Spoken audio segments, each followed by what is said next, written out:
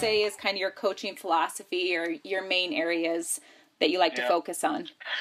I think now it's totally different than was, and I think this is a big part of coaching and life in general, to be honest with you. I mean, I'm not the same parent now I was when we first had kids, and sure.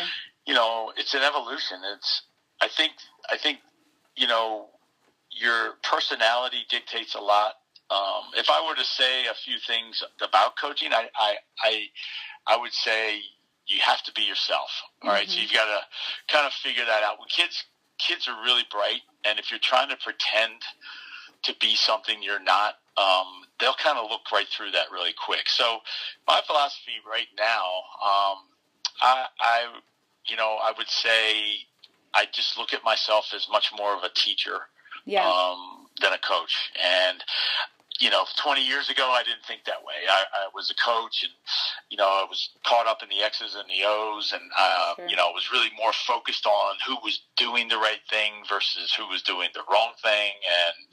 And I've evolved into what I believe personally is a much better educator, because ultimately that's what this profession is called for, is to teach. It's not to win lacrosse games, right? So once my focus became more intent with helping these young men develop physically, mentally, tactically, and spiritually, those are the four components that we use for Utah lacrosse. Awesome. I felt more at ease with myself. I just felt that was more of what type of person I wanted to be, and I am by nature. And so I don't know if that answers your question, but right now I'm more focused on helping these young men grow as lacrosse players, but more importantly as human beings.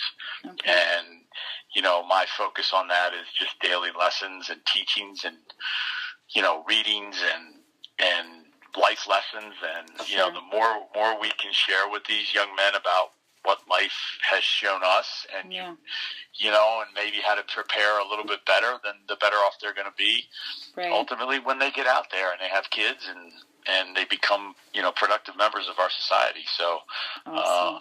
I think that's where my head is much more wrapped up in that right now than learning how to win a lacrosse game. Sure, I love that. That's awesome. There's so many life lessons you learn in sports, and if you have a coach like yourself that kind of shows you that the challenge on the field is similar to a challenge they might meet later on in life, and learning the lessons of how to do that, or losing something, you lose things in life, you lose lacrosse games or whatever sport you're playing. So couldn't agree more. Honestly, Laura, that used to be, I mean, I go back to when I was a kid, and we grew up in a really small town. My family was extremely poor, and we didn't have a lot of what the kids have today. And I'm not trying to sound like an old man, and back then we walked 20 miles to school. Right. You guys, that's not what I mean, but it's reality. And sports was two things. Sports was kind of like a way out a little bit, and and it was a way to learn. I mean, it was always about the lessons. It was never really about the wins. And I think we've kind of lost sight, and we've put too much value, I believe,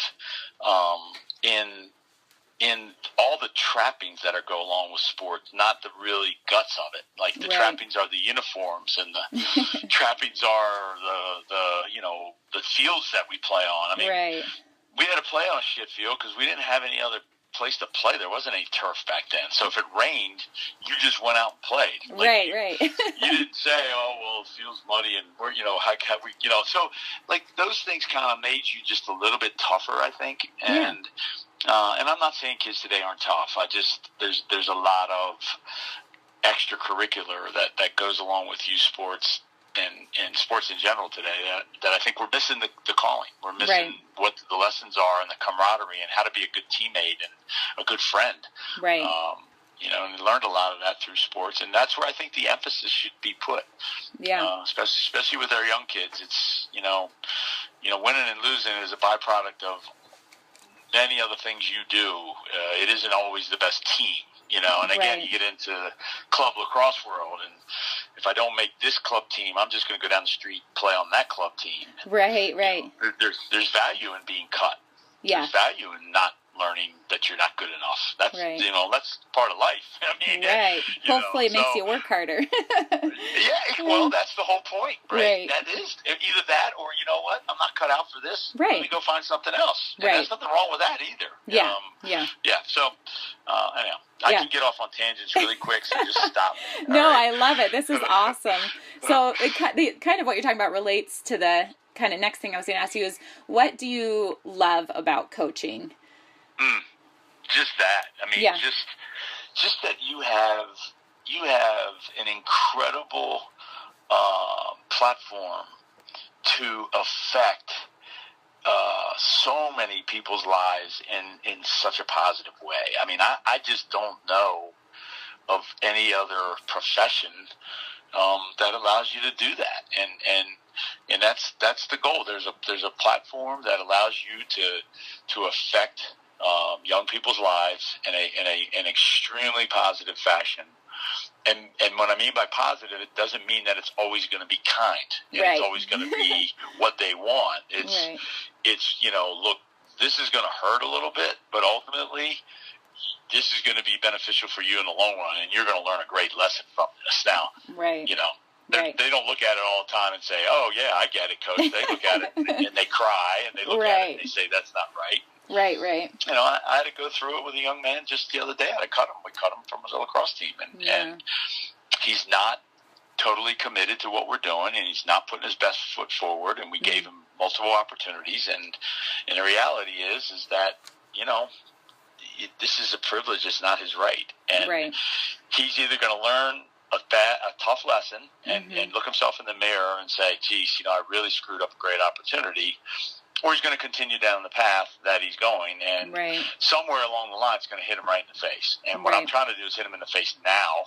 Right. So maybe when he has 2 kids and a wife, it doesn't hit him in the face, and he can't handle it, right? And so I just think for me, that's what this is all about. This is no more, no less than a platform to do my best to help these young men grow as human beings, and just provide insight, and also provide